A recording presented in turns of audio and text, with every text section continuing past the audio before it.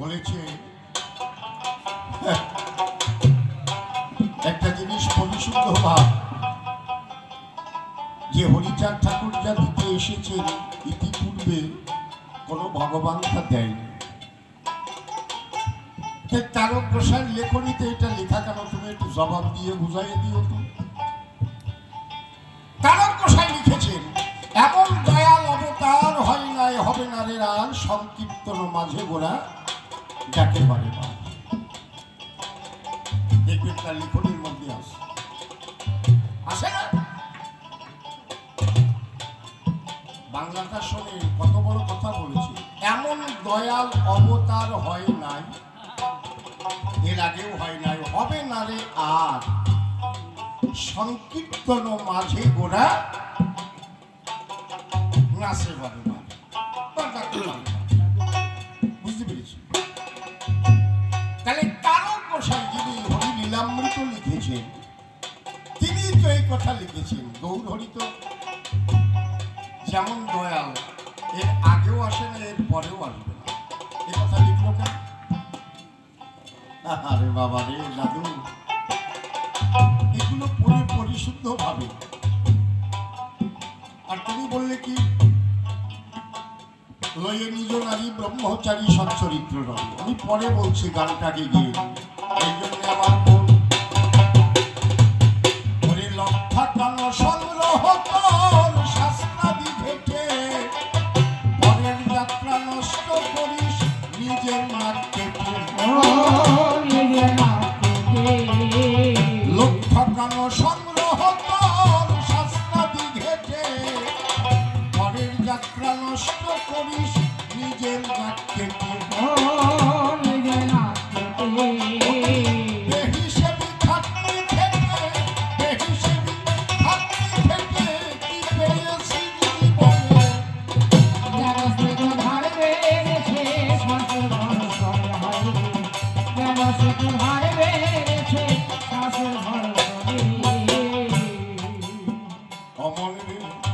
নিবেদন যার বেদন ভরা, নয়ন ভরা জল, হৃদয় ভরা ভালোবাসা, জনতার সফল।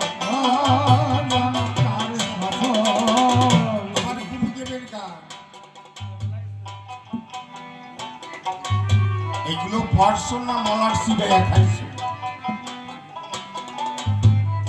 কত পরিশুদ্ধ কথা বলেছে। নিবেদন যার বেদন ভরা, নয়ন ভরা জল, হৃদয় ভরা ভালোবাসা, জনক তার সফল। অর্থাৎ মানব জন্ম হচ্ছে দুর্লভ জন্ম। সব জন্মে কাম সুধা চরিতার্থ করতে পারবে একদম। আপনি পাখি হবেন, একজন পুরুষ পাখি হতে পারে, মেয়ে পাখিও হতে পারে। আপনি পশু হবেন কর্ম অনুপাতে, না পশু হবেন, একজন পুরুষ হতে পারেন, একজন নারীও হতে পারে। তাহলে কত জন্ম রয়েছে আমাদের এই পৃথিবীতে, না? পশু পাখি কীট পতঙ্গ কত কিছু। তাহলে সব জন্মেই নারী পুরুষ আছে। আর আমার দেহের মধ্যে ৬টা রিপুর মধ্যে প্রধান হচ্ছে কাম। এই কাম সুধা সব জন্মেই চরিতার্থ করতে পারে, কিন্তু মানব জন্ম, মানব জন্ম, মানব জন্ম দুর্লভ জন্ম ভেবে দেখো তাই।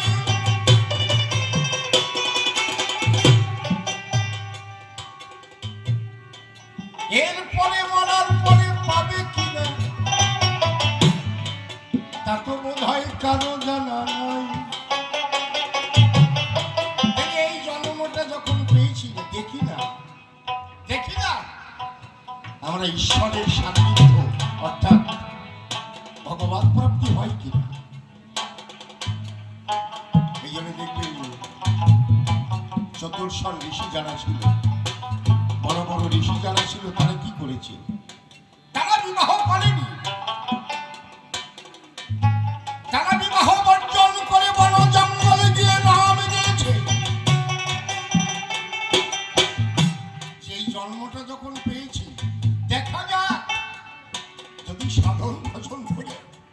ঈশ্বরের সান্নিধ্য লাভ করা যায়।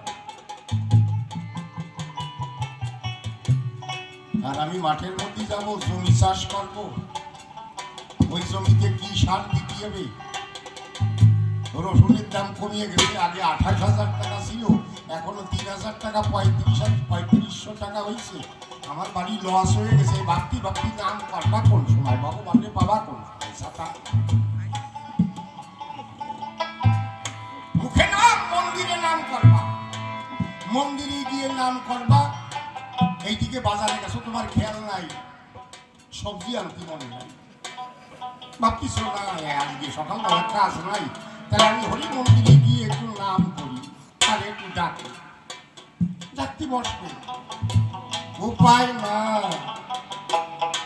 ওই গিন্নি রান্নাঘরে গিয়ে দেখবে তাই ডালও নাই, সবজি নাই, ছেলে মেয়ে স্কুলে যাবে, লেখাপড়া পরিচার করেছে, ভালো কথা। তাহলে ওই ছেলে মেয়ে নিয়মিত স্কুলে যাবে, স্কুলে যেতে হলে তার খাবার চাই, যা দিন, নিরামিষ দিন, আমিষ দিন। আপনি নাম করতে বলছেন, আর গিন্নি রুদ্র মূর্তি ধরিয়ে ওইখানে গিয়েও কি গো, ওই মন্দিরে বসে নাম করলেই হবে নাকি? বাজারে যাও, ডাল নিয়ে আসো, ডিম নিয়ে আসো, নাহলে মাছ নিয়ে আসো।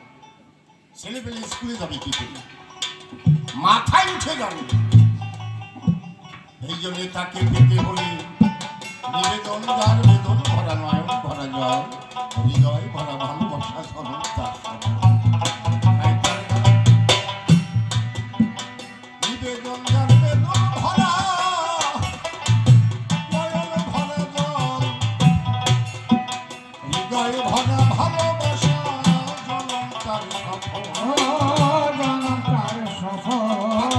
বিজয় চাই অন্তিমের সফল, বিজয় চাই অন্তিমের সফল, ব্যথার সুবর্ষণে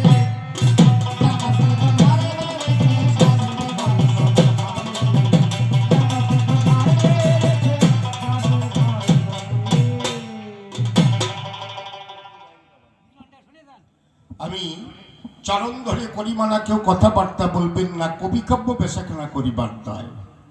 যেভাবে প্রশ্নদান করেছিলাম সভ্য সমাজস্থান, আমার গুরুদেব শ্রীনিবাস